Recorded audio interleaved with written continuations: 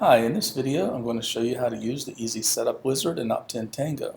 To find this wizard, click the Form Wizard link in the menu bar. You're going to have three main options. Step 1 is going to be set your form name and pick your list name. Number 2 is design your action button. And number 3, choose and edit your opt-in form. So for the first step here, we're going to enter a form name. I will be real creative and enter form name. You're going to next choose your autoresponder from the drop-down menu. If you have more than one autoresponder, you're going to find here a list of the autoresponders. I'm only using Get Response right now, so I'm going to click Get Response. You'll then have the option to choose your list. And in this list, I'm going to choose a test list.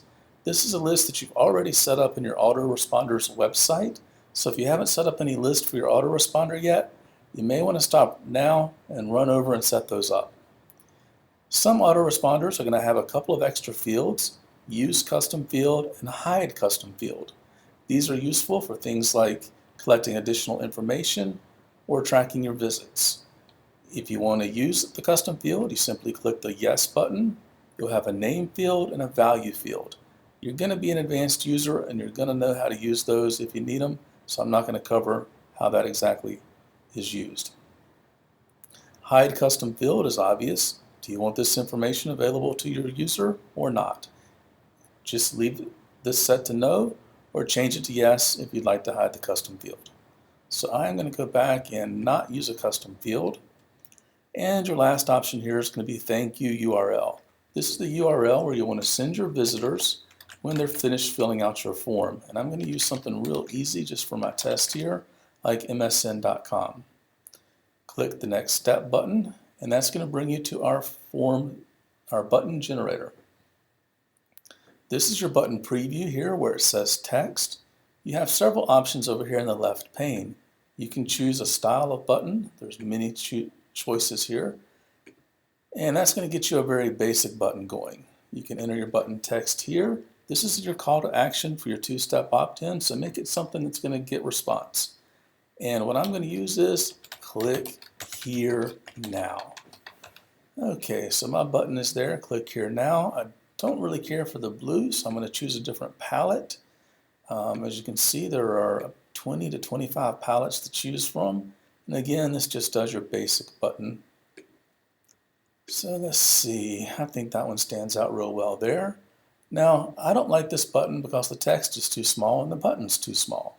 So I'm going to come over here to the right pane, and I am going to choose to make this a bigger button by choosing horizontal size. So I'll slide this over so I have a real long button now. And then I can go to the font size and adjust that a little bit and get some bigger text for this button. And you'll see a lot of other options here. Feel free to play around with these. It's not going to hurt anything. You can always click the change button to start over. So let me get this back where I had it now. And I'm going to click Next Step. Okay, in this step, you're going to have a carousel here that's going to show you all the forms available to you in the plugin. I am going to choose a form. I think I like this one, so I'm going to click on this form, and it will be loaded for me to edit.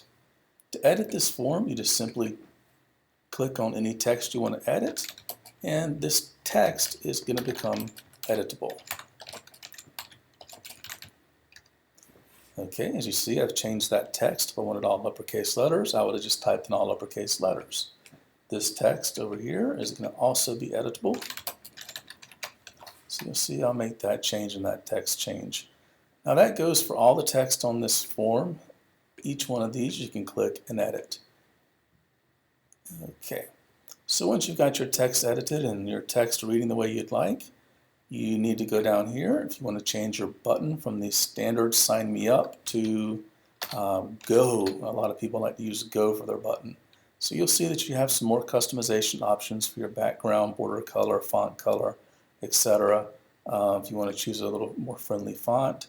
You also have some of the size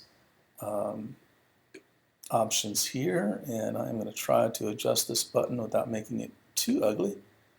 And we are going to make the font a little bit bigger. And we have our opt-in. So your opt-in form. So you're going to click Save Opt-in Form. and you're going to get a congratulations on creating another opt-in form. You are finished with your first form.